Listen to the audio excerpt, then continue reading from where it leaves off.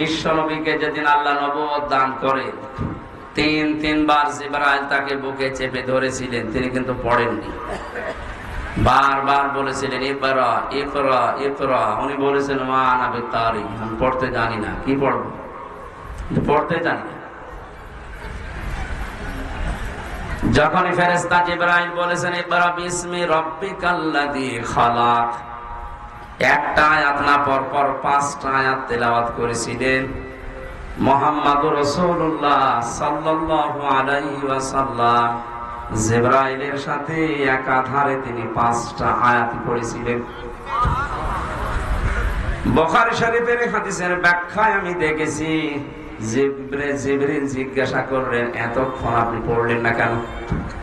নবীজি বলেন ইয়া আখি জিবরাইল, হে ভাই জিবরাইল, বারবার আপনি বলছিলেন ইকরা ইকরা ইকরা, পড়েন পড়েন পড়েন। আমি কি পড়ব, কি পড়বো কি সেটা তো বলেননি। আপনি চতুর্থবার যখন বলেছিলেন বিসমি রব্বিকা, রবের নামে পড়েন, আমি কিন্তু একটু দেরি করি না, আমি আরম্ভ করেছি আপনার সাথে। আর একটা দুইটা না 5টা সেন্টেন্স আমি পড়েছি। বলেন সুবহানাল্লাহ। এটা দিয়ে ওই দিন জিবরাইল সহ কিয়ামত পর্যন্ত নবীজির উম্মত যারা আসবে তাদেরকে তিনি শিক্ষা দিতে চেয়েছিলেন, এই আমার উম্মত যারা আসবে দুনিয়ায় তারা রব ছাড়া অন্য নামে পড়তে পারে না। রবের নাম বাদ দিয়ে যদি অন্য নামে পড়ে কেউ, পড়া হবে না তা না, কিন্তু পড়ায় মানুষের মতো মানুষ হওয়া সম্ভব না। আমি এই চোখে দেখেছি, বিশ্ববিদ্যালয়ে ক্লাস চলছে, শিক্ষককে ছাত্র জুতা দিয়ে পিটাচ্ছে, বলছে শালা তোরে মেরে ফেলবো। শিক্ষক হাত জোড় করে বলছে বাবা আমার ছেড়ে দে, জীবনে আর ক্লাসে আসবো না। না, তোরে আমি মেরেই ফেলবো। এটা ছাত্র, এটা কি কথা বলেন না কেন? সিস্টেম অপর পৃষ্ঠায় দেখুন, চোখে আমি এইটাও দেখেছি, কোরআনে কারীম আমার সামনে শিক্ষক ওযু করছে, ছাত্র পায়ে পানি ঢেলে দিচ্ছে। শুধু পায়ে পানি ঢেলে দিয়ে হয়নি, নিজের হাত দিয়ে পরিষ্কার করে দিচ্ছে। ছাত্র মাস্টার্স করে নাই, কেবল 4-5 দিন ভর্তি হয়েছে, আলিফ বাতাস পর্যন্ত জানে, কোরআনের স্পর্শ এখনো পায়নি। শুধু আল্লাহর পরিচয় আউযু বিল্লাহি মিনাশ শাইতানির রাজিম বিসমিল্লাহির রহমানির রহিম পড়ার পরে আলিফ বা তা সা এগুলো কেবল পড়ছিল। এর ভেতরে আমার আল্লাহ কি মনুষ্যত্ব দিয়েছে কোরআনে কারীমের ইজ্জতের কারণে। ইয়ারফা'ুল্লাযীনা আমানু মিনকুম ওয়াল্লাযীনা উতুল ইলমা দারাজাত ইলা আখিরি আয়াত। সূরা মুজাদালার 11 নম্বর আয়াতে আল্লাহ জানিয়েছেন তাদের মর্যাদা আল্লাহ বৃদ্ধি করতেই থাকে। ইয়ারফা, এটা মুজারে, বর্তমান ভবিষ্যৎ, প্রেজেন্ট ফিউচার। আল্লাহ পাক নিজে এখানে কাজ করছেন, নিজে ফাইল। ইয়ারফা'ুল্লাযীনা আমানু মিনকুম, তোমাদের ভেতরে যারা ঈমান আনবে, ওয়াল্লাযীনা উতুল ইলমা দারাজাত, আর যারা দুনিয়াতে ইলম অর্জন করবে তাদের মর্যাদা দিনের পর দিন আল্লাহ বাড়াতেই থাকবে। আমার বন্ধুরা, বাস্তবতা এটা আমরা দেখেছি। পৃথিবীতে শিক্ষিত মানুষ যারা দাবি করে, এরা যত মুরব্বী হয়ে যায়, বয়স যত বেড়ে যায়, এই মানুষগুলোর মর্যাদা তাদের পরিবারস্থ লোক থেকে দুনিয়ার মানুষের কাছে তত কমতে আরম্ভ করে। এর বাস্তব প্রমাণ সাবেক অর্থমন্ত্রী মরহুম আবুল মাল আব্দুল মুহিত। শিক্ষা দীক্ষা, টাকা পয়সা, প্রভাব প্রতিপত্তি, ক্ষমতা কম ছিল আপনার চাইতে, তা না। 53 বছরের ভেতরে যে আপনারা এবার অর্থমন্ত্রী পেয়েছেন, আরে এতদিন পর্যন্ত চট্টগ্রাম, সিলেট, ঢাকা, ওই সমস্ত অঞ্চলগুলো বাংলাদেশ নিয়ন্ত্রণ করত। এত প্রভাব থাকার পরও দিন যত গেছে, মানুষের মর্যাদা আমার আল্লাহ পৃথিবীর কাছে কমিয়ে দিয়েছে। এমন কমিয়েছে, সন্তান পর্যন্ত অনেককে বাড়িতে রাখতে চায় না। কয়েকদিন ধরে আপনারা কিছুদিন আগে দেখতেছেন ফেসবুকে একটা ভিডিও খুব ভাইরাল হয়েছিল। 4টা ছেলে 2টা মেয়ে, 6 ভাই বোন মিলে পিতার সম্পদ গুলো সব নিজের নামে লিখে নিয়ে বাবাকে রাস্তায় ছেড়ে দিয়েছে। সুবহানাল্লাহ বলছে না, শুধু নাউজুবিল্লাহ বললে হচ্ছে না, এখানে আলহামদুলিল্লাহ বলা দরকার। এই লোকটাকে 95 বছর বয়সে 6 ভাই বোন মিলে রাস্তায় এমনিতে ছেড়ে দেয়নি, কারণ বেটা সারা জীবনে এই 6টা ছেলে মেয়েকে অনার্স মাস্টার্স করিয়েছে, কিন্তু আল্লাহর পরে যে তার স্থান সেইটাই জানায়নি। এটা জানানোর জন্য সে জায়গাগুলো দরকার, সেখানে সে ঘৃণা করত, সে দিত না। এই জন্য তার কপালে কি জুটেছে দেখেন। শুধু তার কপাল না, এই ভিডিওটা দেখার পরে আমার মনে হচ্ছে বাংলাদেশে আজ অনেক মুরব্বীর কপালে এইটাই জুটবে। কারণ বৃদ্ধাশ্রম গুলো খোঁজ নিয়ে দেখেন, কোন আলেমের মা বাবা আছে কিনা। কোরআন যারা জানে বসে পড়ে তাদের মা বাবা ওখানে আমি পাইনি। আমি যতগুলো বৃদ্ধাশ্রমে ঘুরে ঘুরে দেখেছি, আমার এই ছোট জীবনে প্রায় 25টার উপরে বৃদ্ধাশ্রম দেখলাম।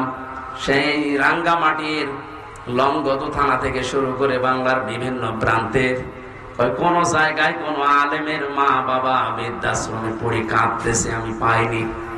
কারণ আলেমরা জানে আমার আল্লাহর পরে মুরব্বীর স্থান আমার কাছে। নিজে খেতে না পারলেও দরকার হয় ভিক্ষা করে এনে খাওয়াবে, অথচ ওই 6টা ছেলে মেয়ের ভেতরে আল্লাহর পরে মা বাবার স্থানে জ্ঞান কোনোদিনও মুরব্বী দেয়নি। তো জানবে কি করে?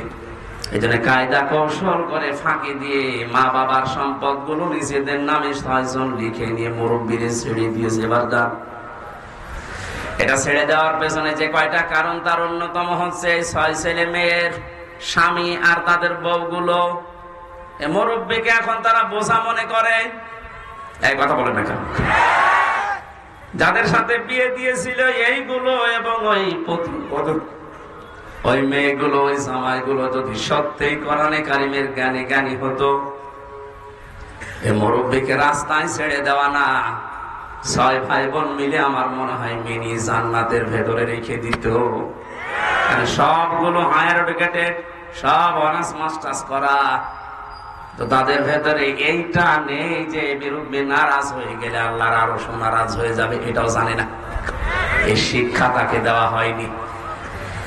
এখানে আহ্বান জানাচ্ছি হাদিসের আলোকে, যার ভেতরে কোরআন নেই ওটা যেহেতু উজাড় ঘর হয়ে যায়, শয়তানের ঘর। 96% মুসলমানের দেশে আমরা এরকম ঘরের অন্তর নিয়ে বাঁচতে চাই না, আমরা মানুষের অন্তর নিয়ে বাঁচতে চাই। নবীজি যেহেতু নবুয়ত পাওয়ার পরেই আল্লাহর নাম ছাড়া পড়তে রাজি হননি, আমাদের ছেলে মেয়ে প্রজন্ম যারা আসবে তারাও আল্লাহর নাম ছাড়া পড়বে না। এটা যদি মনে করেন রাজনীতি কোন দলের কথা, অপেক্ষা করেন কয়দিন পর ওই মুরব্বীর মতো আপনারও বাড়ি থেকে বের করে দেবে।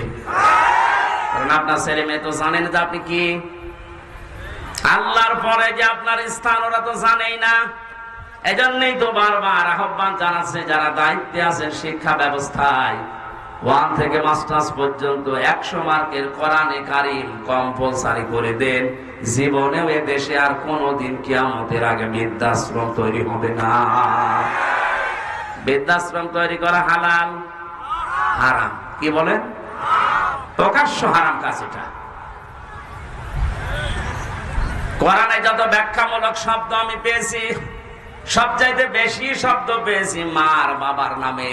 কোন জায়গায় 3টা, 5টা, 7টা, 9টা, 11টা, 13টা, 17টা, 22টা, এত ব্যাখ্যা দুনিয়ায় কারণ আমি কোরআনে পাইনি। আল্লাহ রাব্বুল আলামিন বলেন, আখফিদ লাহুমা জানাহাদ-দুল্লি মিনার রাহমা ওয়া কুর রাব্বিরহামহুমা কামা রাব্বায়ানি সাগীরা। আলেম যারা আছেন তাদেরকে বলছে, এবার সারা জীবনে আয়াতটা জন্মের পর থেকে আমরা অনেকে পড়েছি, এর ভেতরে একটা গোপন রহস্য আছে, আমার আল্লাহ কি সেট করেছেন তাকান তো ব্যাখ্যায়। আল্লাহ পাক বলেন আখফিদ, খফজন মানে ডাউন করার পরে ফল করে দেওয়া। পৃথিবীর সন্তানদেরকে আমার আল্লাহ যেন নিজে চোখে আঙ্গুল দিয়ে হাত ধরে বলতেছে, হে পৃথিবীর সন্তানেরা ডাউন করে দে, এরপরে ফল কর। কে ডাউন করার পরে ফল করবে? জানাহা জ্বললে, জানাহন মানে ডানা, জানাহন মানে বলে না কেন? আমার প্রশ্ন, পৃথিবীর কোন মানুষের ডানা আছে? আছে? নেই। ডানা তো পাখির হয়, ডানা তো এরোপ্লেনের হয়, ডানা তো হেলিকপ্টারের হয়, মানুষের তো কোনো ডানা হয় না। তাহলে আয়াতটা মিথ্যা। বসো বসো বসো, পরে যাবো। আল্লাহ এমন উদাহরণ সেট করলেন কেন যেটা বাস্তবের সাথে মিলছে না? তাহলে কোরআনে ভুল পাওয়া গেল না, মানে আপনার মিলিয়ে দেওয়া লাগবে। আসেন, আল্লাহ পাক পাখির ডানা হাওলাত করে নিয়ে এসে আমারে লাগিয়ে দিয়েছে হামজা। এই যে লাগিয়ে দিলাম, জানাহাজ যুল্লি মিনার রাহমা, তোর ডানার যত রহমতের বিষয়গুলো আছে সব মা বাবার জন্য ডাউন করবি, এরপরে ফল করে দিবি। আর এরোপ্লেন থেকে, হেলিকপ্টার থেকে ডানা নিয়ে এসে লাগালেন না কেন? পাখির ডানা দিলেন, কারণ হেলিকপ্টারের ডানা ডাউন করার পরে ফল করলে আর উড়বে না। 2 নাম্বার, এই ডানার ভেতরে এমন শক্ত কিছু ধাতু দেওয়া আছে যেটা কোমল হওয়া, নরম হওয়া, সফট হওয়া কখনো সম্ভব না। কিন্তু পাখির ডানা আল্লাহ হাওলাত করেছিলেন এই কারণে, কারণ এর ভেতরে এমন কিছু পর আছে, পালক আছে যেটা সফট, নমর, কোমল, এমন একটা অবস্থা তৈরি হয় একটার সাথে আর একটা লাগলে সিল যদি ছৌ মারে বাচ্চাগুলো, তখন মায়ের ওই ডানার নিচে যাবার পরে একটা কিচির মিচির শব্দ করে। বাংলাতে ওই শব্দকে বলা হয় অনির্বচন সুখ। কি বললাম? একটা অনির্বচন সুখ বাচ্চারা অনুভব করেন। আল্লাহ পাক ঠিক যেন পাখির এই বাচ্চাদের মতো আপনার মার বাবা যতদিন আপনি বেঁচে আছেন আপনাকে বোঝাতে চেয়েছে, হামজা তোর মা বাবা যতদিন দুনিয়ায় আছে তারা যেন এই পাখির বাচ্চার মতো একটা সুখ তোর আন্ডারে থেকে পায়। তারা যেন মনে করে আবার হামজা বেঁচে থাকতে অন্তত আমাদের আর কোনো ঝামেলা নেই, আর কোনো চিন্তা নেই আমাদের। দিনাজপুরবাসী মন থেকে বলেন তো, আমাদের মা বাবা যারা দুনিয়ায় আছে এরা কি এই মনে করতে পারছে? 24 ঘন্টায় অনেকের মুরব্বীরা চিন্তায় থাকে, না জানি কখন ভাত বন্ধ করে দেয়। হ্যাঁ, এইসব রংপুরের এলাকার মানুষ সহজ সরল, তো এই জন্য কিছু টের পাচ্ছেন না। এই সহজ সরল মানুষগুলো মা বাবাকে খুব ভালোভাবে আদর যত্ন করে, এই জন্য আপনারা বুঝলেন না। এটা যদি আমি কক্সবাজারে বলতাম ওরা টের পেত। এত সম্মান, এত মর্যাদা, এত কিছু আল্লাহ দুনিয়াতে দিয়েছেন। এই 2 জনের ব্যাপারে নিজের ইবাদতের পরে নবীর নাম দেননি, আল্লাহ বলেছেন মার বাবার নাম।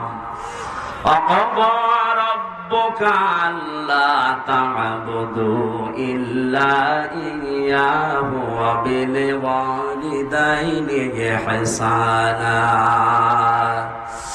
আল্লাহ পাক বলেন আমি ফায়সালা করে দিয়েছি, সিদ্ধান্ত নিয়ে ফেলেছি, রায় দিয়েছি। আমি আল্লাহর রায়কে, আমি আল্লাহ ছাড়া কারো ইবাদত করা যাবে না। পৃথিবীতে যাদের মা বাবা আছে তারা যেন তাদের সেবা করে, তাদের পেছনে খরচ করে, তাদের প্রতি ইহসান করে। এটা আমি বানালাম। বলেন আপনি ইহসান করবেন কি করে? তার একটা একটা করে আল্লাহ এখানে 5টা ব্যাখ্যা দিয়েছেন। আপনি কোরআন খোলেন তো পুরাটা, পৃথিবীর কোন মানুষের ব্যাপারে এত ব্যাখ্যামূলক শব্দ আপনি পান কিনা? পাবেন না আপনি। অথচ 2 জনের নাম এত বেশি আল্লাহ ব্যাখ্যা দিয়েছেন। সেই 6 ছেলে মেয়ে জানে না, এজন্য 95 বছর বয়সে মুরব্বীকে বাড়ি থেকে রাস্তায় বের করে দিয়েছে, যান আপনার দরকার নেই। ও কয়দিন পরেই পড়ে মরবে, ডেনে পড়ে থাকবে, কুকুরে শ্রীগালে ছিঁড়ে ছিঁড়ে খাবে। এক কথা বলে না কেন? অথচ 6টা ছেলে মেয়ে তাকান, সব বিশ্ববিদ্যালয় থেকে মাস্টার্স করা। আমি বলছি না আপনার ছেলে মেয়েকে মাস্টার্স করাবেন না, তা না, অবশ্যই করান, কিন্তু তাকে 3টা বছর কোরআনে কারিম দিন। মাহফিলের সভাপতি যেখানে আছে, এইরকম জায়গা যেখানে পান 3টা বছর তাকে পড়ান। আমি কোরআন গ্যারান্টি দিয়ে দিলাম, আল্লাহর কসম, জীবনেও কোনোদিন আপনার সামনে নেশা করার সাহস পাবে না। 2 নম্বরে কোনোদিন আপনার মর্যাদা হানি করতে দেবে না। রাঙ্গামাটির লংগদু থেকে আসার সময় দেখি এক মুরব্বী কাঁদতেছে, বৃদ্ধাশ্রমে মুরব্বী মানুষ, প্রায় 80 বছরের উপরে বয়স। আমার নিয়ে গেল কমিটি, বলছে হুজুর দেখেন, যে দেখি সন্তানটা পাশে বসে আছে, উনি কলেজের অধ্যাপক, চট্টগ্রাম বিশ্ববিদ্যালয় থেকে অনার্স মাস্টার্স করিয়ে এসে কোন কলেজে যেন অধ্যাপনা করছে। আজ 1 মাসের বেশি হয়ে গেল এই মাকে রেখে গেছে বৃদ্ধাশ্রমে। 1 মাস মরে পরে যেহেতু টাকা দেওয়া লাগে, আজকে এসেছে টাকা দেওয়ার জন্যে। মা ছেলেকে ডাক দিয়ে বলছে, বাবা আমি যখন মারা যাব তখন আমার মাথার উপরে এই ফ্যানটা, এটা পাল্টিয়ে নতুন ফ্যান লাগিয়ে দিবি। ছেলে বলছে, মা তুমি তো মরিয়েই যাবে, তখন আবার ফ্যান কি হবে? মা বলছে লাগবে, কারণ 1টা মাস এখানে আমি আছি, ফ্যানটা ঘরে না। কর্তৃপক্ষকে বারবার আমি বলেছিলাম, কিন্তু ওরা কথা আমার শোনে না, কারণ তুই তো টাকা দিয়ে যাস নাই। 1 মাস পরে আজকে ওরা খবর দিয়ে তোকে নিয়ে এসেছে। বাস্তবতায় আমি যেটা দেখলাম, আমার তো মনে হচ্ছে আমি মারা যাওয়ার পরে তোর যখন এই বয়স হবে, তোর ছেলে মেয়ে মিলে তোরে ওইখানে দিয়ে যাবে। তোর তো আবার ফ্যান ছাড়া ঘুম হয় না, ছোটবেলা থেকে তোকে বাতাস দেওয়া ছাড়া আমি ঘুম পাড়াতে পারি না। তোর কষ্ট হবে রে বাবা, তুই আগে থেকেই ব্যবস্থা করে যা, আমি মারা যাওয়ার পরেই তুই ফ্যানটা পাল্টিয়ে দিবি। দেখলাম ওর সামনে, ওর হাতের উপরে মা মারা গেল, হাও মাও করে কেঁদে বলছো, হুজুর এ দোষ শুধু আমার একা নাই, দোষ আমার বউর। আমার 2টা ছেলে মেয়ে আছে, তাদের মুখের দিকে তাকে আমি তালাকও দিতে পারি না। শেষ পর্যন্ত বউ আমারে বারবার এ তাড়না দিয়েছে, বুড়ি বাড়ি থাকলে তোমার ভাত আমি খাবো না। আমি তো সংসারটা ভাঙতে পারলাম না। মাকে এই বৃদ্ধাশ্রমে শেষ পর্যন্ত রেখে গিয়েছিলাম। বাবা আমার 10-12 বছর আগেই মারা গেছে, বহু কষ্ট স্বীকার করেছিল মা আমার জন্য, প্রতিদান আমি দিতে পারলাম না। আজকে আমার হাতের উপরেই মারা গেল। দিনাজপুরবাসী, বান্দরবন, রাঙ্গামাটি, লংগদু শুধু ওই মুরব্বী না, আমার মনে হয় অনেক মানুষ এখন দিনাজপুরে ওই রকম অবস্থায় আছে।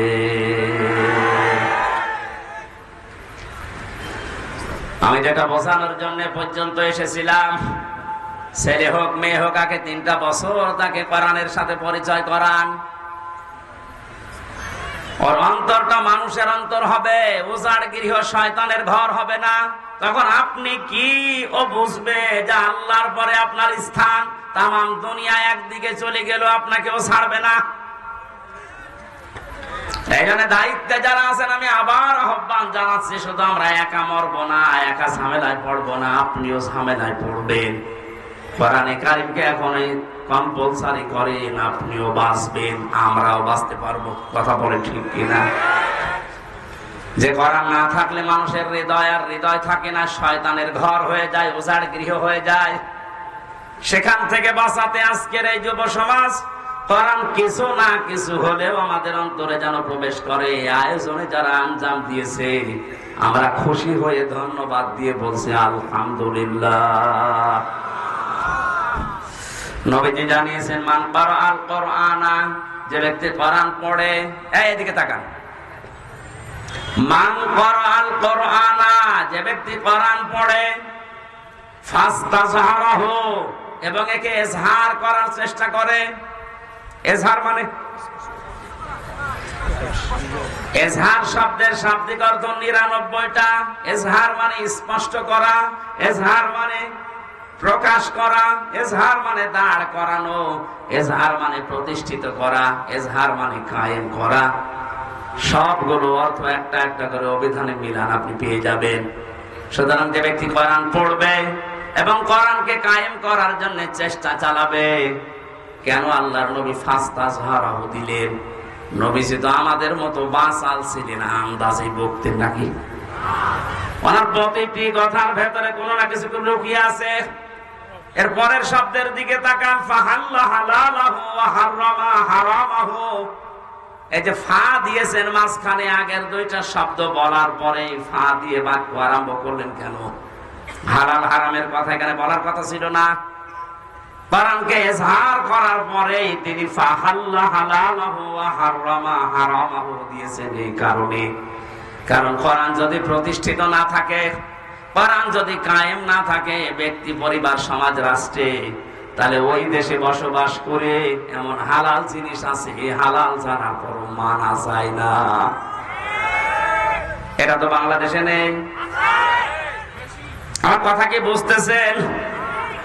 কোরআন যদি ইজহার না থাকে, কায়েম না থাকে, হারামকে হারাম জানার পরও ছেড়ে দেওয়া যায় না, এমন জায়গা দেশে আছে। এবার শব্দের দিকে খেয়াল করেন, মান করাল কোরআনা, শব্দটা করা দিয়েছেন। কোরআন শরীফ পড়ে আমি পেয়েছি, কোরআন পড়ার ব্যাপারে যত শব্দ, 3টা শব্দ সবচাইতে বেশি। করা, রাতালা, তালাওয়া, কয়টা? অভিধান দেখেন, এই 3টা শব্দের শাব্দিক অর্থের ভেতরে 4টা শর্ত আছে। যে ব্যক্তি কোরআন পড়তে চায় তাকে শুদ্ধ করে পড়া লাগবে। যে ব্যক্তি কোরআন পড়তে চায়, কোরআনকে তাকে বুঝতে হবে। আমি নাম নিলাম না, একজন মনে করেন এখানে আছে, তার বাবা মারা গেছে, সভাপতি সহ আমার মতো আরো 5 জনকে নিয়ে বলছে, হুজুর কোরআন খতম করে দেন। কোরআন খতম করে ফেললাম। উনি আমাদেরকে খাবার দাবার, হাদিয়া, তোহফা, সম্মান দিয়ে বিদায় করবে না করবে না? বলেন না কেন? কোরআন শরীফ শেষ করে হাদিয়া তোহফা দিয়েছে, খাবার দাবার দিয়ে, সম্মান দিয়ে বিদায় দেবে। হঠাৎ করে যদি মহতামিম সাহেব বলে, হুজুর ওই ভাইকে ডাকেন তো, আপনাকে বাড়িওয়ালা ডাক দিয়ে যদি বলি যে পুরা কোরআন শরীফ আমরা খতম করে ফেললাম, কিছু বুঝেছেন? উনি বলতে পারবেন? যেহেতু আরবি ভাষায় পড়েছি, মাতৃভাষা আমাদের আরবি না, আপনি বোঝেননি। এবার একটা মাত্র আয়াত আপনাকে আমরা আরবিতে পড়ার পরে একটু বাংলায় শোনাবো, তারপরে আপনি হাদিয়া দেবেন, খাবার দেবেন, বিদায় করবেন। যা করেন আরো বেশি করে করেন। ওনার সামনে আরবি আয়াতটা তেলাওয়াত করেছে সুর দিয়ে, ফাহাল্লা হালালাহু ওয়া হারামা হারামা ওয়া হাল্লাল্লাহুল বাই'a ওয়া হারামার রিবা। এখনো পর্যন্ত উনি বুঝেছে? বলেন। বাংলায় যদি এবার বলি, এটা আল্লাহ জানাতে চেয়েছেন ব্যবসা তোমাদের জন্য হালাল আর সুদ হারাম।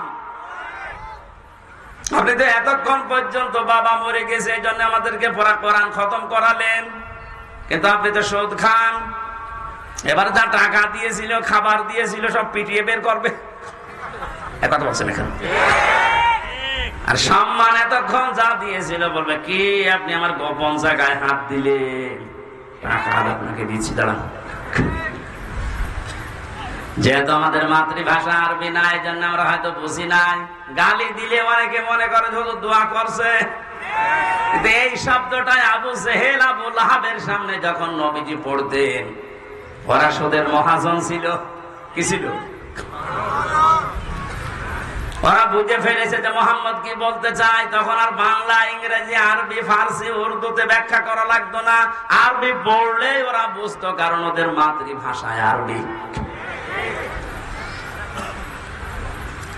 বাস্তবে বাংলাদেশে এমন অনেক জায়গা আছে, হালালকে হালাল জানার পর, হারামকে হারাম জানার পরেও মানা যায় না। কোরআন যেহেতু ইজহার নেই, এজন্য আমরা মুসিবতে আছি। কোন মানুষ যদি কোরআন পড়ে এবং কোরআনকে বোঝে, যতটুকু বুঝবে তার উপরে ততটুকু বাস্তবে মেনে চলার চেষ্টা চালাবে।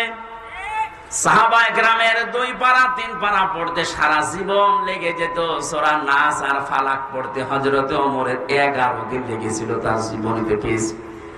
অথচ আমারে পড়তে দেন সূরা নাস আর ফালাক আমি 3 মিনিটে শেষ করে ফেলবো। তাহলে হযরত ওমর মনে হয় পড়তে পারতেন না, তাই তার এত সময় লাগলো কোন কারণে?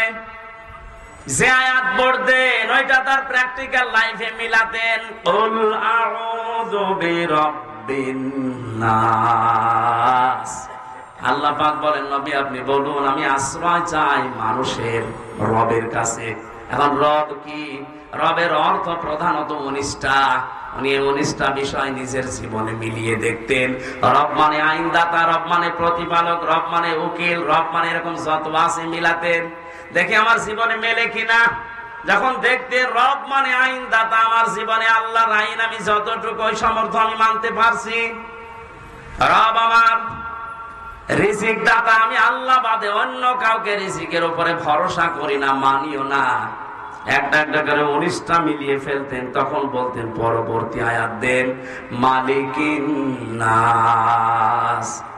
আমরাও তো কোরআন এইভাবেই পড়ি। তার 11টা আয়াত পড়তে 11 দিন সময় লেগে যেত এইভাবে মিলাতে। আর আমাদের এক খতম করতে দেবেন 11 ঘন্টায় পুরা কোরআন পড়ে শেষ করে আর এক খতম শুরু হবে। এখানে কোরআন ব্যাখ্যায় আমি যতগুলো অর্থ পেয়েছি, অভিধানে 4টা শর্ত সব জায়গায় লেখা আছে। কেউ যদি কোরআন পড়তে চায় সে যেন শুদ্ধ করে পড়ে। ওয়ারাতিলিল কোরআনা তারতিলা। এই নির্দেশ কার? আরো জোরে বলেন।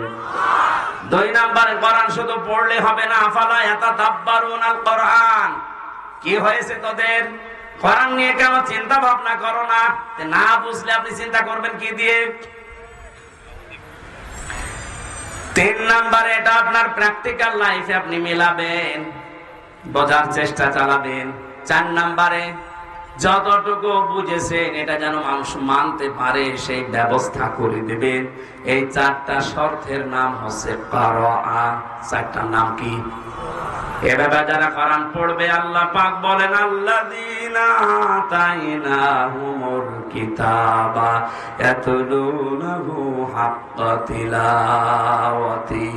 আমি যাদের কিতাব দিয়েছি তারা এর হক আদায় করে, তার মানে 4টা শর্ত মেনে পড়ে। উলাইকা ইউমিনুনা বি। এই মানুষগুলো আমার কোরআনে বিশ্বাসী। বলেন সুবহানাল্লাহ। ওয়া ইয়াকফুর বিহি ফাউলাইকা হুমুল খাসিরুন। এই 4টা শর্ত মেনে যারা আমার কোরআন পড়ে না, ওরা কোরআনে বিশ্বাসী নয়, এরা জীবনে ক্ষতিগ্রস্ত হবে। এটা আমি বানালাম। বলেন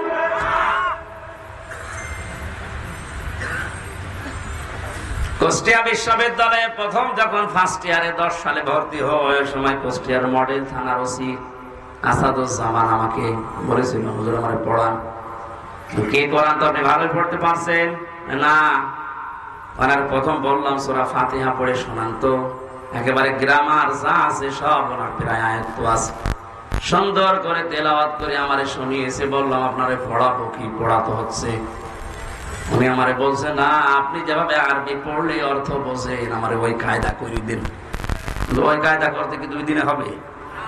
যতদিন লাগে আমি ওইটা পড়তে চাই। আমি যেমন ইংরেজি পড়লেই বুঝি যে কি বললাম, আরবি পড়লেই যেন আমি বুঝতে পারি যে আমি কি বললাম, ওটা যেন আর অর্থ করা না লাগে। 1 বছর উনি ওখানে ছিল, পুরাটা বছর ওনার পেছনে শ্রম দিয়ে অন্তত কিছু না হলেও কিছু উপরে তুলেছিলাম। একদিন 1 লাখ টাকা নিয়ে এসেছে ওনার কাছে, ওই সময় পড়াচ্ছিলাম। বলছে স্যার আমার এটা নেন আর ওই মালটা ছেড়ে দেন। আমার বলছে হুজুর কি করবো? কি করবেন মানে? আপনারা কোন আয়াত পড়ালেন?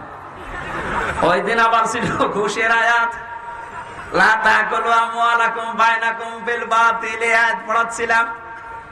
আপনারা কেবল পড়ালাম কি? বলছে হ্যাঁ আমি বুঝে ফেলেছি। ওই সময় দেখলাম নিল না, লোকটারে গরম দিলে, বেটা আমি কোরআন পড়ে আর তুমি ঘুষ দিচ্ছ। তাড়িয়ে দিয়েছিল ওই সময়, পরে নিয়েছে কিনা আমি জানি না। তো এরকম যদি হাদিয়া মাসে 10টা পায়, ওর বেতন নেওয়া লাগে? এখন এটা করেছে স্যার, দোয়া করি স্যারের জন্য, স্যার যেন যেভাবে ছিল ওই সময় ওটা যেন মরণ পর্যন্ত টিকে থাকতে পারে, বলে না আমি। আমার ভাইরা, আমি যেটা বোঝাতে চাচ্ছিলাম, কোরআনে কারীম যারা এই 4টা শর্ত মেনে পড়ে আর একে ইজহার করার জন্য দুনিয়ায় চেষ্টা চালায়, কায়েম করা, প্রকাশ করা, প্রতিষ্ঠিত করা, স্পষ্ট করা, দাঁড় করানো, এটা যদি দাঁড় হয়ে যায় আপনি বাধ্য হবেন হালালকে হালাল জানার পরে মেনে নিতে। আপনি পারবেন না হালালকে হালাল জানার পরে মেনে না নিতে পারবেন না, এ পরিবেশ তৈরি হয়ে যাবে। কারণ জনগণের ভেতরে যখন কোরআনে কারীম প্রতিষ্ঠিত থাকবে, আপনি বাদশাহ, আপনি মন্ত্রী, আপনি মেয়র, যত বড় দায়িত্বে থাকেন না কেন, যারা আপনার আন্ডারে থাকবে ওদের বুকে এমন সাহস তৈরি হবে, সামনে থেকে প্রতিবাদ করবে। আপনি দাঁড়ান। হযরত ওমরের জামানায় যেহেতু কোরআনে ঝাড় ছিল, বক্তব্য দিচ্ছিলেন মসজিদে নববীতে, এক সাহাবী উঠে বললেন, খলিফাতুল মুসলিমিন, আমিরুল মুমিনিন, আপনার বয়ান বক্তব্য বন্ধ করে। কেন? প্রত্যেকে রাষ্ট্রীয় কাপড় পেয়েছে একটা একটা করে, সেই হিসাবে তো আপনিও একটা পাবেন। আপনার শরীরের ভেতরে ডবল কাপড় দেখা যায়, অবশ্যই আপনি একটা বেশি আত্মসাৎ করেছেন। আমার মনে হয় কোন চেয়ারম্যান না, কোন মেম্বার না, মেম্বারের চান্স আছে এটা। ওর সামনেও যদি কেউ এরকম প্রতিবাদ করে যে কাবি খা, ওইটা কই, ওরে 10 বছর জেল খাটা লাগবে। আর সরাসরি প্রেসিডেন্টের সামনে দাঁড়িয়ে প্রতিবাদ করছে সাধারণ একজন মানুষ। হযরত ওমর ওই বয়ান বন্ধ করে দিয়েই বললেন, আল্লাহর নবীর সাহাবীরা, ঠিক আছে আমি ওর জবাবটা আগে দিয়ে দিই, আমি নিজে দেব নাকি আমার সামনের কাতারে আমার ছেলে আব্দুল্লাহ আছে, ও দেবে? হযরত আব্দুল্লাহ বললেন, বন্ধুরা, প্রত্যেকেই একটা একটা করে কাপড় পেয়েছে, আমিও একটা পেয়েছিলাম, আমার বাবাও একটা পেয়েছে। যেহেতু বাবাকে মাঝে মাঝে বিদেশি প্রতিনিধি দলের সাথে সাক্ষাৎ করা লাগে, জুমার দিন নামাজ আদায় করানো লাগে কেন্দ্রীয় মসজিদে, ঈদের সময় নামাজ পড়ানো লাগে, বাবার এইরকম জামা নেই, এজন্য আমার কাপড়টাও বাবাকে দিয়েছি, 2টা কাপড় মিলে বাবা আমার কাপড় তৈরি করেছে। কারণ যদি ইজহার থাকে, কায়েম থাকে, ও দেশে আপনি উল্টা পাল্টা করে নিজে বাঁচতে পারবেন না, আপনাকে বাধ্য করবে কোরআন।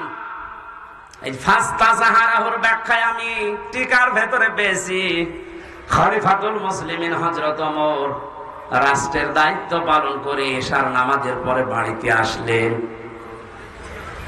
বারান্দার দিকে তাকিয়ে দেখলেন একটা লাশ, শিশু বাচ্চা 12টা টুকরা করে কে যেন রেখে গেছে। চিন্তায় পড়ে গেলেন, ডাক দিয়ে বলে, আমার দেশে কোরআনের বিচার চলছে, আর আমার ঘরের বারান্দায় একটা মাসুম বাচ্চাকে 12 টুকরা করে কে রেখেছে, এর বিচার না হওয়া পর্যন্ত আমার নিস্তার নেই। তদন্ত কমিটি গঠন করলেন, 3 দিনের ভেতরে রিপোর্ট দেবে। মানুষ পায় না, রিপোর্ট দেবে কি? হযরত ওমরের চিন্তায় খাওয়া দাওয়া বন্ধ হয়ে গেছে। কি হয়ে গেল? আমার দেশে একটা অবৈধভাবে মানুষ মারা গেল, তাও একটা নিষ্পাপ মানুষ, আমি কিছুই করতে পারলাম না এতক্ষণ পর্যন্ত।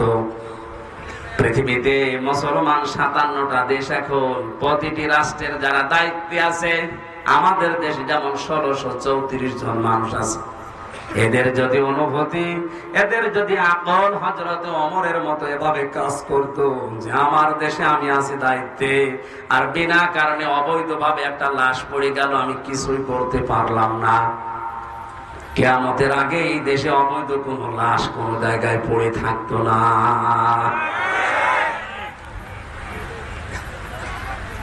আমার মাথা নষ্ট হয়ে গেছে। কি হয়ে গেল? কিছু পর্যন্ত এখনো আমার কাছে রিপোর্টই আসে না। হঠাৎ করে এক মুরব্বীকে সঙ্গে নিয়ে যুবতী একটা মেয়ে এসেছে, ডাক দিয়ে বলে, খলিফাতুল মুসলিমিন, যে লাশটা আপনার বারান্দায় ছিল ওটা আমার নিজের বাচ্চা, আমি ওরে টুকরা টুকরা করেছি। হযরত ওমর ডাক দিয়ে বলেন, মেয়ে কি বলো, বুঝে শুনে বলো, পরবর্তীতে কি হবে তুমি জানো? মানুষ হত্যা করার যে বিচার কোরআনে আছে সূরা বাকারায়, আমি নিজেও কোরআনের হাফেজা, আমি নিজে জানি যে বিচার কি হবে। আপনার যা আছে কোরআনে আপনি শুরু করেন, না, আমি এমনিতে শুরু করতে পারি না। হযরত ওমর তারপরেও তিনি সব শুনলেন গোড়া থেকে শেষ পর্যন্ত, দেখলেন মেয়েটার কোনো দোষ এখানে নেই। যেহেতু মানুষও নিজের ইচ্ছা করে হত্যা করেছে, এই কারণে তার শাস্তি দেওয়া হবে। আগেরটা আমি বলছি পরে। রায় ঘোষণা হয়ে গেছে সূরা বাকারার 177-78 নাম্বার আয়াত অনুযায়ী, কুতিবা আলাইকুমুল কিসাসু ফিল কাতলা। এই আয়াত অনুযায়ী তিনি রায় দিলেন। হঠাৎ করে তিনজন যুবক এসে বলে, খলিফা বিচারের রায়টা একটু থামান, ও দোষ ওই মেয়েটার না, ও দোষ আমাদের। বাবাকে নিয়ে জঙ্গলের পাশে বসবাস করতে মেয়েটা, আমরা তিনজন শিকারে গিয়ে যৌবনের তাড়নায় পড়ে মেয়েটাকে দেখে বাবাকে বেঁধে রেখে ওর সাথে আমরা অন্যায় আচরণ করি, শেষ পর্যন্ত আমাদের কারণে মেয়েটা গর্ভবতী হয়েছে। যদি বিচার করা লাগে তাহলে আমাদের করেন। হযরত ওমর 4 জনকে সামনে নিয়ে ধমক দিলেন, কি 3 দিন কোথায় ছিলে? আমার এত বড় টেনশনের ভেতরে রাখলে কারণ কি? আমি চিন্তায় আমার খাওয়া দাওয়া ঘুম বন্ধ হয়ে গেছে। 3 দিন ভেতরে আসলে না, এখন হঠাৎ করে সব একটা একটা করে বের হচ্ছে। যুবকেরা বলছে, খলিফাতুল মুসলিমিন, আমরা যে সময় অন্যায় করেছিলাম ওই সময় আসতে চেয়েছিলাম। মনে মনে ভাবছিলাম যদি ধরা না পড়ে তাহলে তার অসুবিধা নেই, কিন্তু কোরআনে কারীম আমাদেরকে বাঁচতে দিল না। যেখানে যায় আমাদের কোরআন শান্তিতে থাকতে দেয় না, বারবার পেছনে যেন তাড়া করে বেড়ায় আমাদের বিবেকের উপরে। যেটা করেছো যদি এই গুনার বিচার দুনিয়ায় না হয়, কিয়ামতে আল্লাহ এই পাপের বিচার ডবল করে করবে।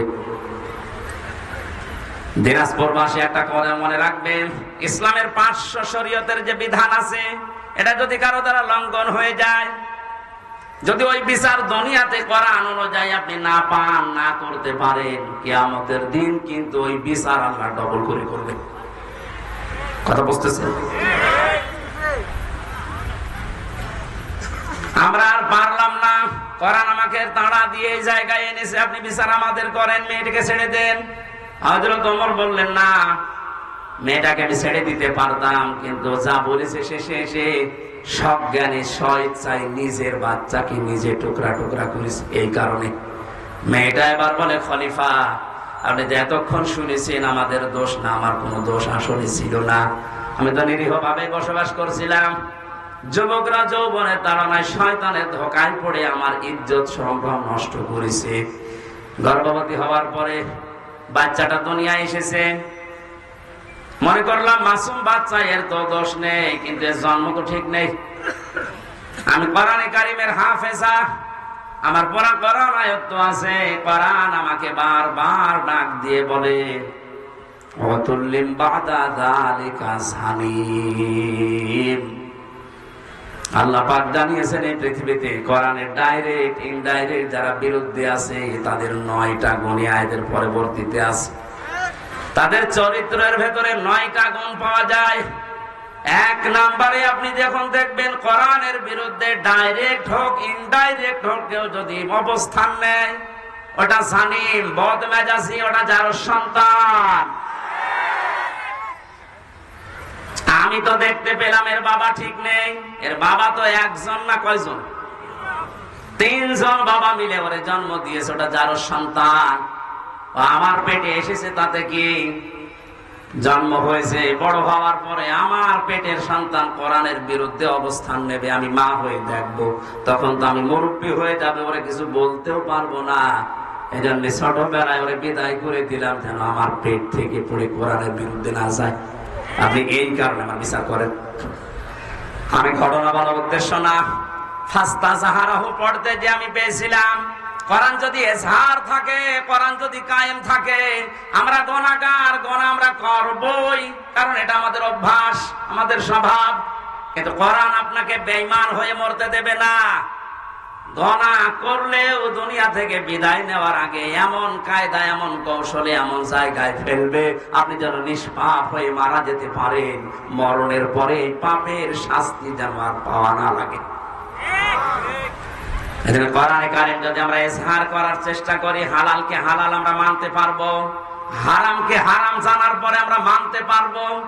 আর যদি এজহার না থাকে আপনি যত সফিগিরি করেন, এই যে টুপিটা মাথায় দিয়েছি মনে করছেন অনেক সুন্দর লাগছে দেখতে, এর ভেতরে সুদ আছে। প্রশ্ন আসতে পারে আপনি 200 টাকা দিয়ে টুপিটা কিনে এনেছেন, আপনার তো সুদের টাকা না। হ্যাঁ ঠিক আছে, কিন্তু এই টুপিটা যে ফ্যাক্টরিতে তৈরি হয়েছে, ফ্যাক্টরির মালিক লোন নিয়েছে। এক কথা বলছেন, যতদিন পর্যন্ত দেশে যাকাত ভিত্তিক অর্থনীতি কায়েম না হবে, তার মানে কোরআন কায়েম না হবে, ততদিন আপনি ফেরেশতা জিবরাইল যদি দিনাজপুরে ডাইরেক্ট ইনডাইরেক্ট সুদখোর।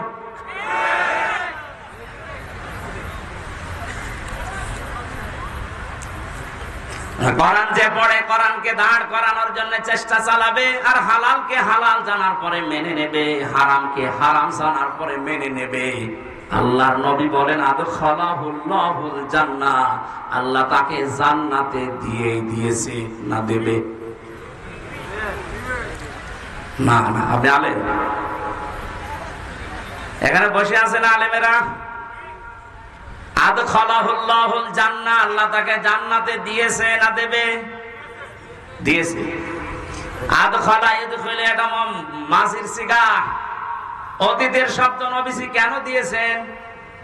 তার মানে সত্যি যদি কেউ কোরআন ওই 4টা শর্ত মেনে পড়তে পারে, আর কোরআনকে জার করার জন্য, দাঁড় করানো, প্রতিষ্ঠা করার জন্য সারা জীবন চেষ্টা চালায়, হালালকে হালাল জেনে হারাম হারাম মনে করে যদি ছেড়ে দিতে পারে, ও যেন বিশ্বাস করে নেয় আল্লাহ তাকে জান্নাতে দিয়ে দিয়েছে।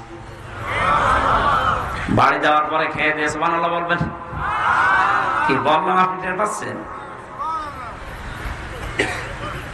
শুধু এতটুকু নবীজি শেষ করেননি, আশাফারাহু ফি আশারাতিন মিন আহলি বাইতিহি কুল্লুহুম ক্বাদ ওয়াজাবাত লাহুন নার, তার ব্যাপারে এমন 10 জনের পক্ষে সুপারিশ গ্রহণ করার ক্ষমতা আল্লাহ তাকে দেবেন, তার পরিবারস্থ লোকদের ভেতর থেকে যাদের উপরে জাহান্নাম ওয়াজিব হয়ে গিয়েছিল। এই যে সম্মানটা এই কোরআনের কারণে, কিসের কারণে? এই কোরআন শোনার জন্য, বোঝার জন্য, আমল করার নিয়তে যারা বসে আছি, আমরা সেই কোরআনে কারীম থেকে আরম্ভ করছি তাফসীর আকারে সূরা আলে ইমরানের 133, 134 দুইটা আয়াত পড়েছি। তাফসীর আকারে আমরা একটা একটা করে যাব ইনশাআল্লাহ। জবান খুলে কোরআনের আয়াত থেকে শিক্ষা নেওয়ার উদ্দেশ্যে পড়েন আউযু বিল্লাহি মিনাশ শাইতানির রাজিম। গরমে কি আপনারা সব বরফ হয়ে গেছেন? জবান খুলে পড়েন, শয়তান যেন আশপাশে না থাকে। আউযু বিল্লাহি মিনাশ শাইতানির রাজিম। বিসমিল্লাহির রহমানির রহিম।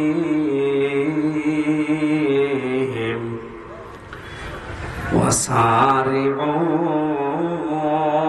إلى مغفرة من ربكم وجنة عرضها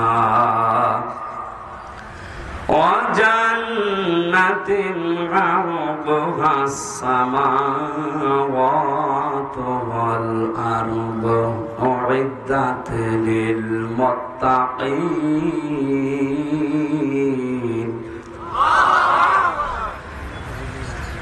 অনেকগুলো বিষয় ছিল, শানে নজরুল ছিল, ঐতিহাসিক প্রেক্ষাপট, নামকরণ সব আমি বাদ দিয়ে দিলাম, যেহেতু গরমে আমার ভেতরে ঘেমে একেবারে শোক চলছে, এত বাতাস হচ্ছে, তারপরও ঘেমে যাচ্ছে। খুব তাড়াতাড়ি শেষ করব বলে আমি আয়াতের দিকে এগিয়ে যাচ্ছি সরাসরি তাফসীরে। আল্লাহ পাক বলেন সারিউ, তোমরা দৌড়াও। একা একা দৌড়াও না, সবাই। এবার ওঠেন তাহলে দৌড়ানো আরম্ভ করি। সারিউ, আল্লাহর আদেশ, তোমরা সবাই মিলে দৌড়াও। এরপরও আপনি দৌড়াবেন না। কোথায় দৌড়িয়ে যাবেন? ইলা মাগফিরাতিম মির রাব্বিকুম, তোমাদের রবের ক্ষমার দিকে দৌড়াও। পৃথিবীতে সবচাইতে বড় সম্পদ মুমিনের জন্য আল্লাহর ক্ষমা। আমি নিজে সহ যারা আলেমরা বসে আছি তাদেরকে বলছি, কিয়ামতের ময়দানে আল্লাহ যে বিচার ব্যবস্থা তৈরি করবেন, আল্লাহর বিচারের সিস্টেম হবে তিনটা। কয়টা বলেন বলেন? এক নম্বরে আমার আল্লাহ যদি ন্যায় বিচার করে কেউ বাঁচতে পারবে না। কথা বলেন না কেন? আল্লাহ রাব্বুল আলামিনের বিচারে কোনো অবিচার বলতে কিছু নেই। রাখো, দরকার নেই। আল্লাহর বিচারে কোনো অবিচার, আরে জবাব দেন না কেন? আল্লাহর বিচারে অবিচার আছে? ন্যায় বিচার করলে কেউ বাঁচবে না। অবিচারও নেই, ন্যায় বিচার করলেও বাঁচবেন না। করবে কি? আল্লাহ পাক যদি ক্ষমা করে দেয় দয়া করে কাউকে, তার গফফার নামের খাতিরে এই লোকটাই শুধু জান্নাত পাবে। নবীজি মাঝে মাঝে বলতেন আল্লাহর ক্ষমা ছাড়া কেউ জান্নাত পাবে না। সাহাবীরা বলেন, হে নবী আপনি? নবীজি কেঁদে কেঁদে বলতেন, সাহাবীরা আমিও আল্লাহর দয়া ছাড়া ক্ষমা ছাড়া জান্নাত পাবো না। এই জন্য আল্লাহ এদের প্রথম শব্দে দিয়েছেন দৌড়াও আল্লাহর ক্ষমার দিকে। এটা যদি সত্যিই তুমি না পাও, আমার যে বানানো বাগান যে জান্নাত, ওইটার আশা তুমি করতে পারো না। কাবা শরীফ যারা তাওয়াফ করে, সভাপতি যেহেতু হাজী সাহেব, ষষ্ঠ চক্করে আমরা সবাই মিলে একটা দোয়া পড়ি আল্লাহর কাছে, আল্লাহুম্মা ইন্না আলাইয়া হুকুকান ফীমা বাইনি ওয়া বাইনিকা। আর অনেকগুলো কথা আছে। আল্লাহকে কাবার সামনে নিয়ে বলা হয়, রব্বুল আলামিন তুমি আমার মালিক, আমি তোমার গোলাম। মালিক আর গোলামের ভেতরে অনেক দেনা পাওনা আছে। আমি গোলাম হিসাবে তুমি মালিক, যা দেবে তো সব দিয়েছো। নেই থেকে তুমি আমাকে হামজা বানিয়েছো। উল্লেখ করার মতো আমি চেয়ারম্যান, কিসের চেয়ারম্যান, আমি উল্লেখ করার মতো কিছু ছিলাম না। ওনার বয়স যদি এখন 50 বছর হয়, 51 বছর আগে উনি কিছু ছিল দুনিয়ায়? এই কথা বলে না কেন? হাল আতা আলাল ইনসানি হিনুম মিনাদ দাহরি লাম ইয়াকুন শাইআম মাযকুরা। মানুষের জীবনে কি এমন সময় অতিবাহিত হয়নি যখন সে আলোচনা করার মতো, উল্লেখ করার মতো কিছু ছিল না? মায়ের গর্ভের ভেতরে যখন বাবার এই নাপাক পানিটা দ্রুত গতিতে এসে পড়ে, বিজ্ঞান এখন কম্পিউটারে দেখতে পাচ্ছে এই পানিটা বাবার স্ফলিঙ্গ দিয়ে দ্রুত গতিতে বের হয়ে মায়ের রেহেম পর্যন্ত যাওয়ার যে রাস্তাটা, এখানে কমপক্ষে 40,000 মানুষ তৈরি হতে পারে। মায়ের জরায়ুর দেওয়ালের সাথে কেউ ধাক্কা লেগে বিভিন্ন কায়দায় পড়ে মরে মরে যায়। ওখানে যে পৌঁছায় শুধু হামজা একা। আমি পৌঁছানোর পরে 40 দিন এভাবে করে বিভিন্ন রূপ আমাকে আল্লাহ নিজে দান করেন। ওয়াজআলা লাকুমুস সামআ ওয়াল আবসারা ওয়াল আফইদা। সূরা নাহাল 14 নম্বর পারা, 14 নম্বর পৃষ্ঠার 14 নম্বর লাইনের 78 নম্বর আয়াতের মাঝের অংশে আছে। আল্লাহ বলেন শ্রবণ শক্তি, দর্শন শক্তি, বাক শক্তি, আঁকের শক্তি আর ঘ্রাণ শক্তি, এই 5টা আমি আল্লাহ আমার রব নামের কারণে হামজাকে দিয়েছি। বাবার যে নাপাক পানিটা বের হয়েছিল, বিজ্ঞান এখন প্রমাণ করছে এই নাপাক পানিটা দিয়ে মহান আল্লাহ এই যে 40 দিন পার হয় মনে করছেন এমনি এমনি না। এটা দিয়ে আল্লাহ 4টা জিনিস 340 ভেতরে তৈরি করে ফেলেন। চুল, রক্ত, হাড় আর পর্দা, রক্ত, গোশত, চর্বি আর চামড়া। মায়ের রেহেমে যে নাপাক পানিটা ছিল এটা দিয়ে 4টা, বাবারে নাপাক পানি দিয়ে 4টা, 8টা জিনিস এক হয়। আপনি 8 জিনিস দিয়ে জীবন মানুষ বানাতে পারবেন না। কমপক্ষে মানুষ বানাতে হলে 13টা জিনিস লাগবে। কয়টা বলেন বলেন? এটা তাফসিরে, আধুনিক তাফসির যেগুলো আছে এগুলো কম্পিউটারের সাথে মিলিয়ে দেখবেন, পেয়ে যাবেন। আগেকার তাফসির মুহাতামিম সাহেবরা যারা পড়েছে, আগের তাফসিরে আলাক মানে যোগ লেখা ছিল। আলাক মানে মাটির নির্যাস, জমাট বাঁধা রক্ত, এগুলো পেয়েছে। আধুনিক তাফসির যেগুলো বের হচ্ছে কম্পিউটারের সাথে মিলিয়ে দেখবেন, আলাক মানে শুধু জমাট বাঁধা রক্ত না, আলাক মানে ঝুলন্ত, আলাক মানে 40 দিন মায়ের রেহেমের ভেতরে হামজা ঝুলে ছিল এভাবে। এটা আপনি এখন দেখতে পাবেন। আমি যেহেতু ওই আয়াত পড়ি না, এই জন্য ওই দিকে যাচ্ছি না। 40 দিনে 6 মাস যখন হয়ে যায় মায়ের পেটে, তখন আমার খাবারের প্রয়োজন দেখা দেয়। পৃথিবীর কোন মানুষ আমাকে ওই জায়গায় খাবার দেয়নি। মহান আল্লাহ তার রব নামের খাতিরে না চাওয়ার আগে খাবার পৌঁছিয়ে দিয়েছে। আল্লাহ রাব্বুল আলামিন বলেন 13টা জিনিসের ভেতরে যেহেতু 8টা পেয়েছি, এখনো 5টা লাগবে। আমি যে রব নাম নিয়েছি, এই জন্য রবের কারণে তোরে 5টা জিনিস ফিরে দিয়েছি। তার ভেতরে শ্রবণ শক্তি, দর্শন শক্তি, বাক শক্তি, আকেল শক্তি আর ঘ্রাণ শক্তি। একটাও যদি কম দিতাম দুনিয়ায় আসতে কিন্তু অপূর্ণাঙ্গ হয়ে পূর্ণাঙ্গ হয়ে আসতে পারতে না। হ্যাঁ, আমরা পৃথিবীতে এসে হয়তো এগুলো অনেকে নষ্ট করে ফেলি। যে আমার কানটা আজ 2 দিন আমি নষ্ট করে ফেলেছি। এই ভক্তবিন্দু যারা আছে এরা আদর করে আমার আইসক্রিম খাওয়িয়েছে। এই 2 দিনে এই সমস্ত দই খাওয়িয়েছে ফ্রিজের। আমি খেতে চাই না, মানে না হুজুর খান, অসুবিধা নেই। খেয়ে এখন দেখছি কানে আর কিছু শুনছি না। এই যে দুনিয়ায় এসে আমি নষ্ট করেছি, এগুলো বিভিন্ন পরিবেশের কারণে না আল্লাহ নষ্ট করে দিয়েছে? বলেন। এই যে তীব্র গরম চলছে, এটা আল্লাহর দোষ।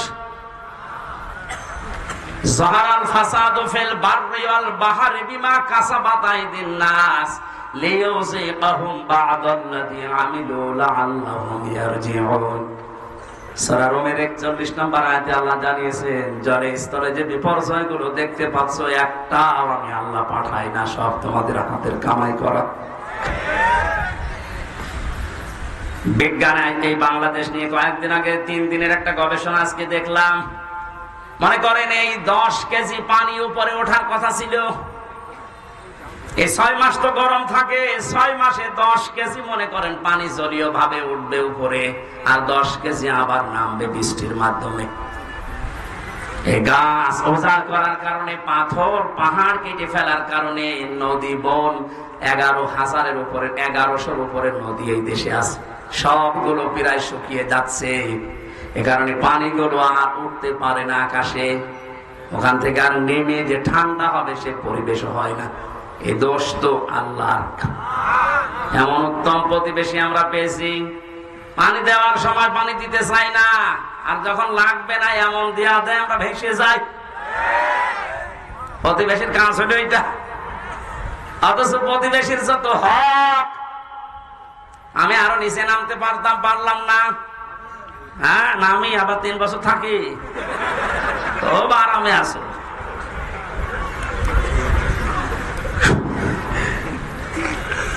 বিভিন্ন ধর্মীয় গোড়ামি বিশ্বাসের কারণে ওই সমস্ত জাতিরা তারা বিভিন্ন জিনিস পুড়িয়ে ফেলে, অথচ ওগুলো পুড়িয়ে ফেলার নিয়ম না।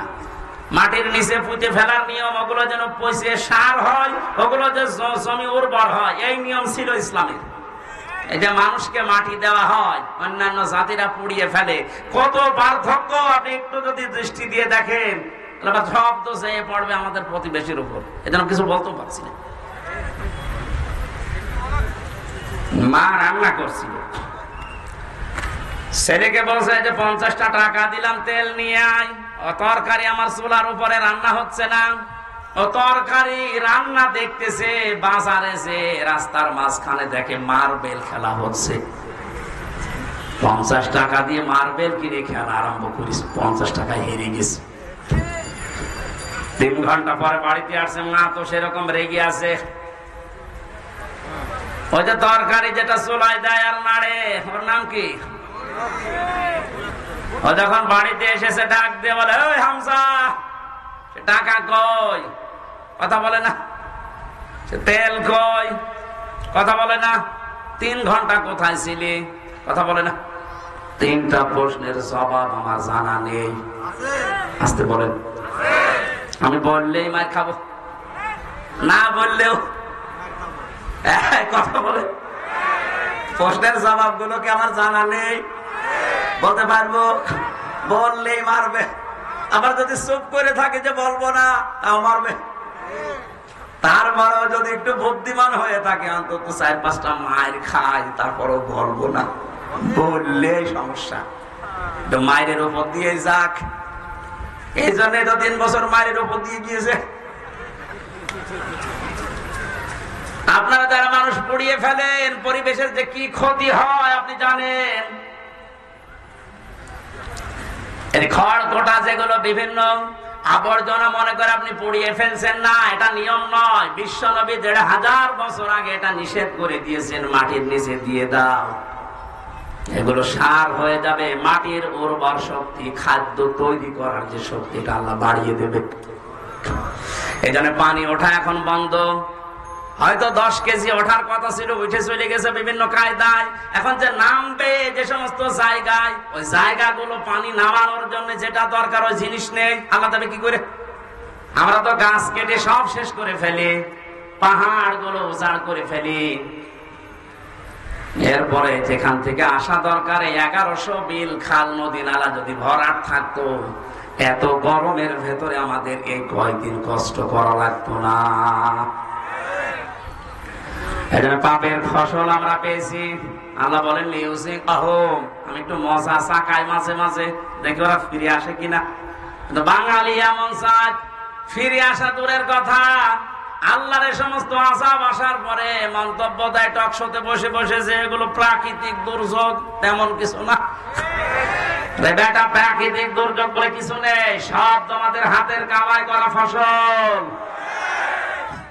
পৃথিবীর যেই দেশে প্রকাশ্য জেনার ব্যভিচার বেড়ে যায়, মহান আল্লাহ তখন সঙ্গে সঙ্গে দেশে গজব নাজিল করার সিদ্ধান্ত নেয়।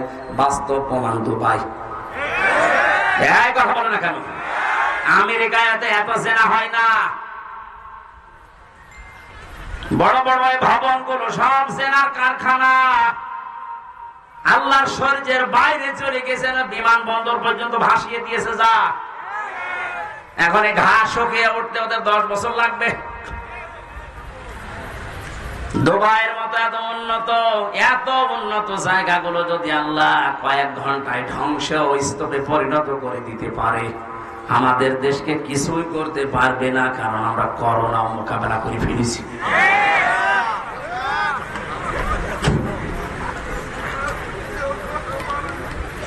না, ভালো হচ্ছে না। আমরা যেন ফিরে আসি, আল্লাহ আযাব গজব গুলো মাঝে মাঝে পাঠায়। আমরা তো ফিরে আসি না, আমাদের বৃদ্ধি আরো বাড়ে। জোরে বলেন নাউজুবিল্লাহ। আজ আমাদের এই পাপের ফসলের কারণে হাজারো সৃষ্টি কষ্ট পাচ্ছে। বলেন, একটু ভেবেছেন এই 5টা জিনিস আল্লাহ যেটা দান করেন নিজের পক্ষ থেকে, যদি একটাও কম দিত, আপনি মনে করেন শ্রবণ শক্তি পাননি, কালা হয়ে দুনিয়ায় আসতেন, কত রকমের সমস্যা হতো আপনি টের পাচ্ছেন না। যদি দর্শন শক্তি আল্লাহ না দিত, আমি নিজে বাস্তবে দেখেছি, কুমিল্লায় এক মাহফিলে খাবার খাচ্ছিলাম, হঠাৎ বিদ্যুৎ চলে গেল। পাশে এক অন্ধ বসে খাবার খাচ্ছিল। আমরা চিল্লা পাল্লা করছি, তাড়াতাড়ি কারেন্টের ব্যবস্থা করেন, আলো কই। হঠাৎ অন্ধ আমার হাত চেপে ধরে বলছে, হুজুর মাত্র 2 মিনিট কারেন্ট চলে গেছে, আপনি চিল্লাচ্ছেন। অথচ আজ 11 বছর, কি 40 বছর হয়ে গেল আমার জীবনে কোনো কারেন্ট নেই। 40টা বছর আমি চোখে দেখি না, আমি তো চিল্লালাম না। সেদিন একটা কনফারেন্স দেখছিলাম, সৌদিতে ছিলাম আমি, মদিনাতে। ওই সময় আমার চোখে পানি চলে এসেছে। আল্লাহ, ছোট্ট মাত্র 11 বছর বয়স, 2 চোখ নেই, পুরা কোরআন শরীফ আয়ত্ত করে ফেলেছে, সুন্দর করে তেলাওয়াত করছিল। হঠাৎ বিচারক ডাক দিয়ে বলছে, বাবা তোমার যে চোখ নেই, তোমার কি আল্লাহর প্রতি কোনো অভিযোগ আছে? ছেলেটা অতটুকু বয়সে, আমি তো মনে মনে করছিলাম না জানি কি বলে ফেলে আল্লাহর বিরুদ্ধে। চোখ তো নেই, অভিযোগ তো নেই, আরো আমি খুশি আছি। বিচারক বলছে, কিসের খুশি তুমি? ছোট মানুষ, অতটুকু বয়স, 11 বছর বয়স, কোরআনের হাফেজ, অন্ধ। ডাক দিয়ে বলে, বিচারপতি আপনি আমাকে যে প্রশ্ন করলেন আমার আল্লাহর প্রতি কোনো অভিযোগ আছে কিনা, আমি অন্ধ এই জন্যে। আমি বললাম নেই। কেন নেই জানেন? কিয়ামতে যেদিন আল্লাহ বিচার করবে, চোখওয়ালা মানুষদেরকে আল্লাহ ডাকবে, সিরিয়াল হিসাবে আমারও ডাকবে। আমি অন্তত আল্লাহকে ওই সময় বলতে পারবো, মাবুদ দুনিয়াতে আমাকে কিছুই দেখতে দাওনি, চোখের কোন গোনা আমার দ্বারা হয়নি, আজকে এই ওসিলায় হলেও কিছুটা আসাব আমার উপরে খুব করে দাও।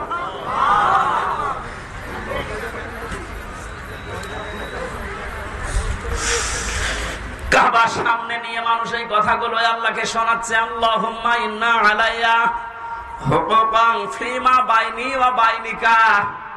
হে মাবুদ, তুমি তো আমার মালিক, আমি তোমার চাকর, গোলাম, সার্ভেন্ট, বান্দা, ভিক্ষু যাই বলেন। আমি তো নেই থেকে হামজা হয়েছি, 13টা জিনিস তুমি দয়া করে আমাকে দিয়েছো, যা দেওয়ার দরকার সব আমারে দিয়েছো, একটাও বাকি নেই তোমার দিতে। কিন্তু তুমি মালিক হিসাবে তো আমার কাছে কিছু পাবে, আমি তো তোমাকে কিছুই দিতে পারলাম না। আজকে কাবা এসেছি সেই বাংলাদেশ থেকে, একটা খুশি আমার আছে, আল্লাহ তুমি আমারে মাফ করে দাও। আল্লাহ বলেন এই ক্ষমার দিকে দৌড়া, এটা যদি না পাই জীবনে তার পুরা জীবনটাই ব্যর্থ। ফেরাউন ক্ষমা পায়নি, এজন্য 650 বছর রাজত্ব করে ওর জীবন ব্যর্থ। বলেন আজ যারা 41 সাল 71 সাল টার্গেট দেন, 71 না, কিয়ামত পর্যন্ত যদি আপনি হায়াত পান আর ক্ষমতায় থাকেন, আল্লাহ পাক যদি আপনাকে মাফ না করে, আপনার পুরাটা জীবন ব্যর্থ। কি করবেন আপনি জীবনে? না সন্তানাদি বেশি জন্ম দিলেন, বেশি খাবার খেলেন, বেশি দিন বেশি থাকলেন, এই শেষ। আপনি একদিন না একদিন তো মরবেন, মাস্ট বি মরবেনই। কারণ আপনার চাইতে বড় লোক যিনি, মুহাম্মদ রাসূলুল্লাহ, এত বড় দামি মানুষ মারা গেছে। জীবন এটাই, এই ধোঁকাটা আমরা আসলে এখনো পর্যন্ত অনেকে বুঝার পরও না বোঝার ভান করে থাকি।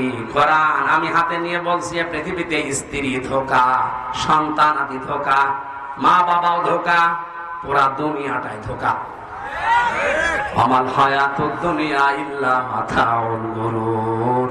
আল্লাহর কথা 100 ভাগ সত্য। আল্লাহ বলেন পুরা দুনিয়ার জীবনটাই ধোঁকা, এর ভেতরে পড়ে থেকে আসল জীবনটা নষ্ট করো না। দৌড়াও, আমি আল্লাহর ক্ষমা পাও কিনা এটার দিকে দৌড়াও। জান্নাতিন আরদুহা, ওই জান্নাতের দিকে দৌড়াও যে জান্নাতের প্রশস্ততা আকাশ আর জমিনের চাইতেও বিস্তৃত। উইদ্দাত লিল মুত্তাকিন, যেটা আমার পরহেজগার, যেটা আমি আল্লাহ আমার আধুনিক বান্দাদের জন্য পরহেজগার, আল্লাহওয়ালা, তাকওয়াবান। ভদ্রলোক শব্দটাও আছে তাফসিরে, যারা ভদ্রলোক তাকওয়াবান, আমি আল্লাহ তাদের জন্য আমার বিশাল বাগানটা তৈরি করে প্রস্তুত করে রেখে দিয়েছি। এবার আসেন তো আমার আসল আলোচনার বিষয়ে শুরু করছি। আল্লাহ যে বলেন উইদ্দাত লিল মুত্তাকিন, আমার মুত্তাকি বান্দাদের জন্য বাগান আমি রাখলাম। হাদিসে কুদসির ভেতরে পড়েছি, আল্লাহ রাব্বুল আলামিন হাদিসে কুদসি এটা, আ'তাদতু লিইবাদিহিস সালিহিন মা লা আইনুন রাআত ওয়ালা উযুনুন সামিআত ওয়ালা খাতারা আলা কলবি বাশার। নবীজিকে দিয়ে আল্লাহ বলাচ্ছেন, নবী আপনি বলেন আমার বান্দার জন্য এমন বাগান, এমন জান্নাত আমি তৈরি করে রেখেছি, কোনদিন কোন মানুষের চোখ দেখে নাই, কোনদিন কোন কান শোনে না এর বর্ণনা। আমি আর কতটুকু বর্ণনা দিতে পারবো তাফসীর দিয়ে? আল্লাহ পাক নবীকে দিয়ে বলাচ্ছেন যে এমন বাগান আমি বানালাম, আমার কোন বান্দার চোখ তো দেখে নাই, কানও শোনে নাই, কোনদিন কারো কল্পনার জগতে আসে না। মানুষের কল্পনার জগৎ ছোট না বড়? বলেন বলেন, কেমন বড় বলেন তো? আমি কল্পনা করলাম এখানে 10 তলা বিল্ডিং হবে, কয় মিনিট লেগেছিল? 2-3 সেকেন্ডের ভেতরে আমার কল্পনা শেষ যে 10 তলা বিল্ডিং হবে এখানে। অথচ এটা বানানে 2-3 মিনিট সময় লাগবে, 2-3 বছর লাগবে। এরপরও কত মাল মশলা লাগবে আপনি হিসাব করেন। আল্লাহ পাক বলেন এই মানুষ যে কল্পনা করেছিল 10 তলা বিল্ডিং, ওয়ালাকুম ফিহা মা তাশতাহি আনফুসুকুম ওয়ালাকুম ফিহা মা তাদউন। আমি এমন জান্নাত বান্দা বান্দীদের জন্য বানিয়েছি যেখানে চাওয়ার আগে জিনিস পাওয়া যাবে। ধরে বলেন সুবহানাল্লাহ। এই জান্নাতের দিকে আল্লাহ দৌড়ানোর জন্য আমাদেরকে আহ্বান জানালেন যে দৌড়াও। আমি প্রস্তুত করে রেখেছি আমার বান্দাদের জন্য যেটা কল্পনার জগতেও ধরে না। 5টা গুণ যারা দুনিয়াতে অর্জন করতে পারবে আমার আল্লাহ তাদের জন্য এই বাগান প্রস্তুত করেছেন। কয়টা বলেন বলেন। কোরআনে কারীম জানাচ্ছে আল্লাযীনা ইউনফিকুনা ফিস সাররাই ওয়াদ দাররা, যারা সুখে দুঃখে দান করে, মানুষের জন্য খরচ করে। ইনফিকুনা এটা মোজারে বর্তমান ভবিষ্যৎ প্রেজেন্ট ফিউচার। যারা সুখে হোক দুঃখে হোক যে অবস্থায় থাকুক খরচ করার অভ্যাস তৈরি করেন। আমাদের বলেন আমার কিছুই নেই, আমি করবো কি? যা আছে আপনি তাই করবেন। এটা আমার কথা বলার যোগ্যতা আছে, এটা আমি ইসলামের জন্য মানবতার জন্য চেষ্টা চালাবো খরচ করার। আপনার লেখনের যোগ্যতা আছে, ওইটা আপনি লিখবেন। আপনার ক্ষমতা চেয়ার আছে, ওইটাই আপনি খরচ করবেন।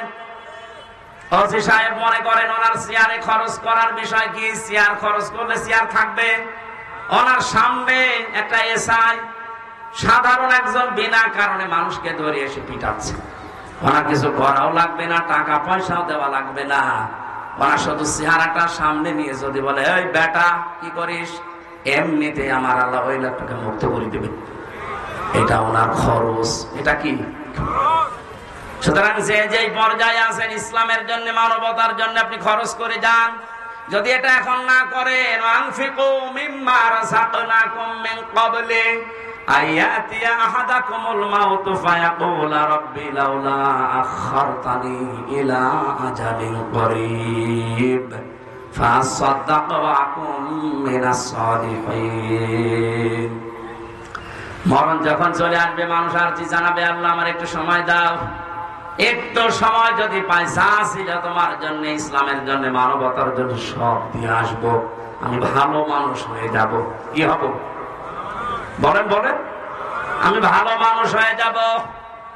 আল্লাহ রাব্বুল আলামিন বলেন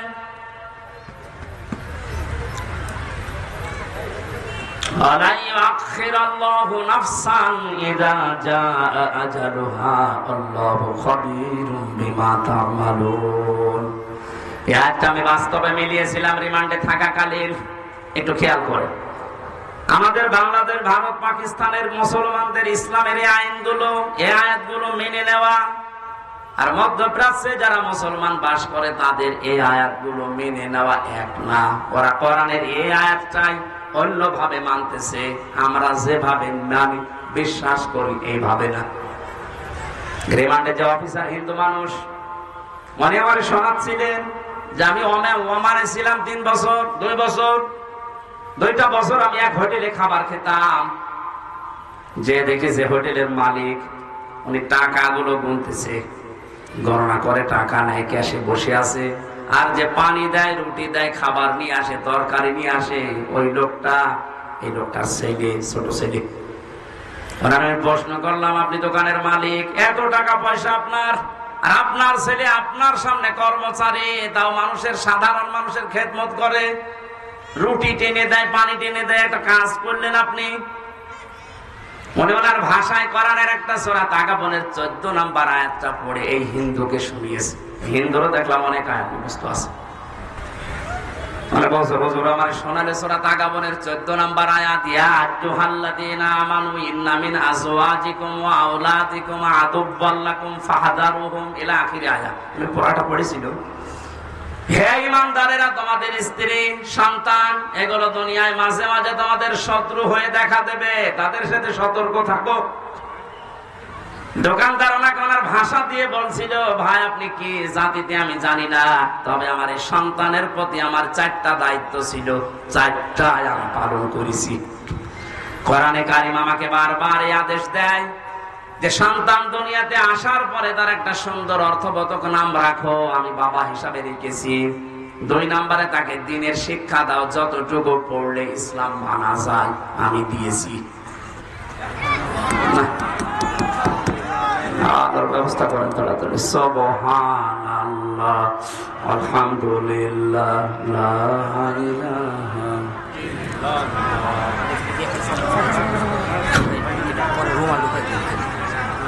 আবার করবো